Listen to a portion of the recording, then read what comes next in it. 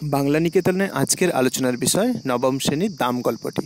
নারায়ণ গঙ্গোপাধ্যায় রচিত এই দাম গল্পটির বিষয়বস্তু আমি আলোচনা করব ভিডিওর প্রথমাংশে, এবং শেষাংশে থাকবে এখান থেকে কয়েকটা ইম্পর্টেন্ট প্রশ্ন, যা ক্লাস 9-এ যথেষ্ট গুরুত্বপূর্ণ প্রশ্ন পরীক্ষায় আসার জন্য। তো বেশি কিছু না বলে গল্পটা শুরু করছি। গল্পতে দেখা যাচ্ছে সুকুমার নামে একটি ছেলে, এবং সেই ছেলেটি সহ ক্লাসের সবাই এক অঙ্কের মাস্টারমশাইয়ের ভয়ে তটস্থ। অঙ্কের মাস্টারমশাইয়ের বিশাল মাথা। তিনি একবার যে কোনো কঠিন অঙ্কের দিকে তাকিয়ে বোর্ডে তাকে ছবির মতো সাজিয়ে দিতেন। যে অঙ্কগুলো নিয়ে ছাত্ররা ঘন্টার পর ঘন্টা পরিশ্রম করত, সেই অঙ্কটা মাস্টারমশাই একবার মাত্র তাকিয়ে দেখতেন। তারপর বোর্ডে তা ঝড়ের গতি তার খড়ি এগিয়ে চলত। মাস্টারমশাই যেমন ছুরির ফলার মতো ধার ছিল তার বুদ্ধি, তেমনি তিনি কড়াও ছিলেন।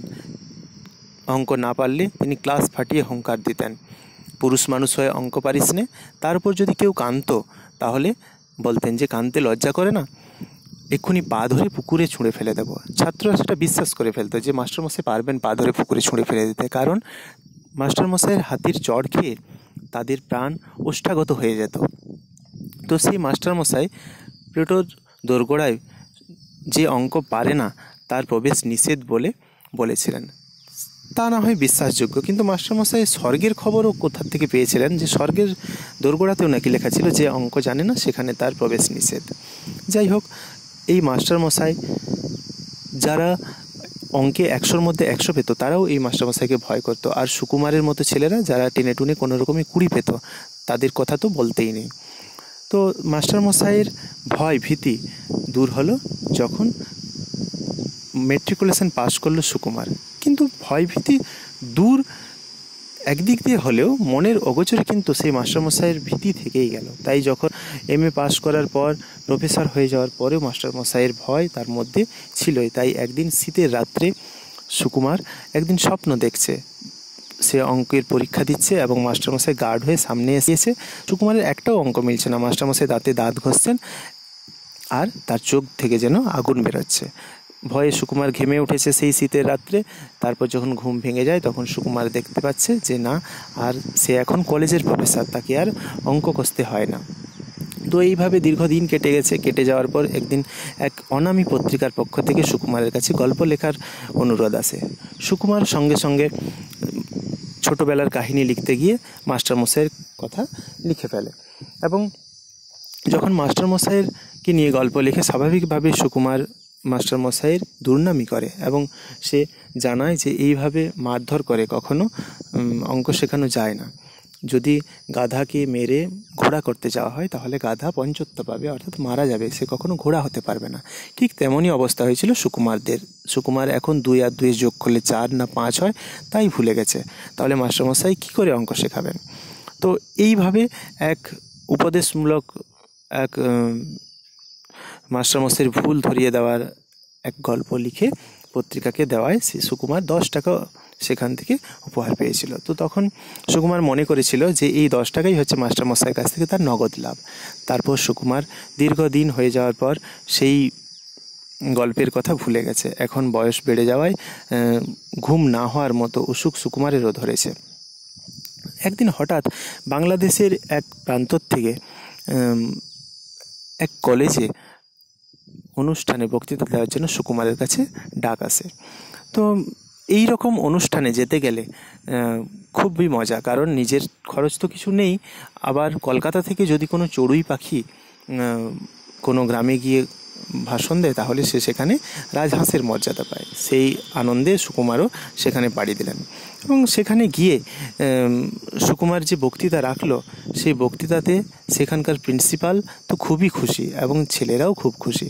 আবার ছেলেরা যখন শুনলো যে সুকুমারের শরীরটা খারাপ তাই বক্তৃতা ভালো হলো না, তখন সে কথা শুনে তাদের চোখ কপালে উঠল, কারণ হয়তো শরীর ভালো থাকলে আজ কি না কি একটা ঘটে যেত।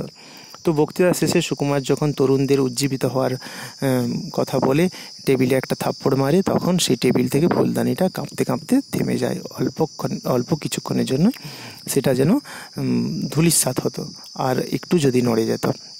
তো এই রকম সময় সুকুমারের কাছে সুকুমারকে একজন ডাকতে আসে এবং বলে যে একজন বয়স্ক লোক আপনার সঙ্গে দেখা করতে চায়। সুকুমারও মনে মনে বেশ খুশি, হয়তোবা তাকে কোনো উপহার দেওয়া হবে, তাই সে ছুটে যায় সেই বয়স্ক লোকটির কাছে। বয়স্ক লোকটি তখন একটি মাঠের অন্ধকারে দাঁড়িয়ে আছে, হালকা আলোতে তার চুলগুলো সাদা চিকচিক করছে। সুকুমার সেখানে পৌঁছাতেই সেই লোকটি ডাক দেয় সুকুমার। সঙ্গে সঙ্গে সুকুমারের মনের অগোচরে লুকিয়ে থাকা সেই ভয়টা বেরিয়ে আসে, এই যেন তার পিঠের ওপর একটা থাপ্পড় পড়ল। তখন সুকুমার বলে, মাস্টারমশাই আপনি এখানে? মাস্টারমশাই তখন জানান যে হ্যাঁ, তিনি স্কুল ছাড়ার পর, রিটায়ার হওয়ার পর তিনি এখানেই এসে বসতি গেড়েছেন। তারপর মাস্টারমশাই ধীরে ধীরে মাস্টারমশাই বলেন যে তোমার বক্তৃতা খুব ভালো হয়েছে।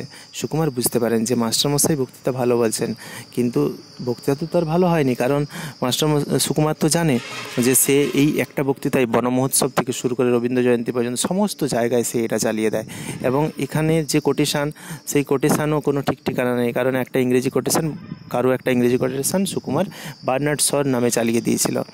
তো যাই হোক, সুকুমার এতে খুশি হতে পারে না, কারণ সুকুমার ভাবে যে এটা হয়তো মাস্টারমশাইয়ের বয়স বেড়েছে বলেই এটা সম্ভব, মাস্টারমশাইয়ের কাছে তার সুনাম আছে। তারপর কথায় মাস্টারমশাই জানান যে পকেট থেকে একটা জীর্ণ পত্রিকা বের করেন এবং সেই পত্রিকাটাতে দেখান যে সুকুমার যে গল্পটা লিখেছে। সুকুমার তখন লজ্জায় মাটিতে মিশে যেতে চায়।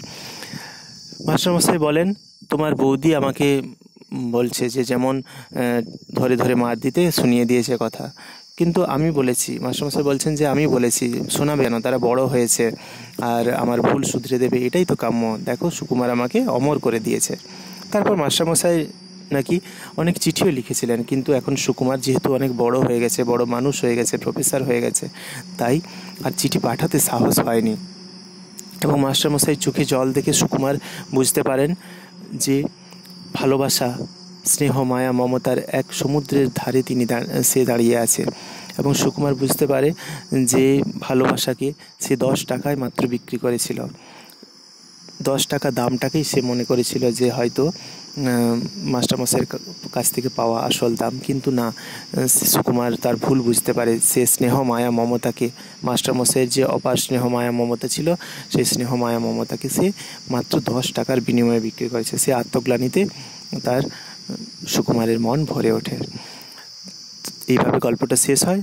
এই গল্প থেকে যেসব ইম্পর্টেন্ট প্রশ্নগুলো, সেগুলো আমি স্ক্রিনে শেয়ার করছি। আর যদি ভিডিওটা ভালো লেগে থাকে অবশ্যই চ্যানেলটাকে সাবস্ক্রাইব করুন এবং বেল আইকনটিকে বাজিয়ে রাখুন, যাতে পরে যে কোনো ভিডিও আমি আপলোড করার সঙ্গে সঙ্গে যাতে নোটিফিকেশান পৌঁছে যায়। ধন্যবাদ।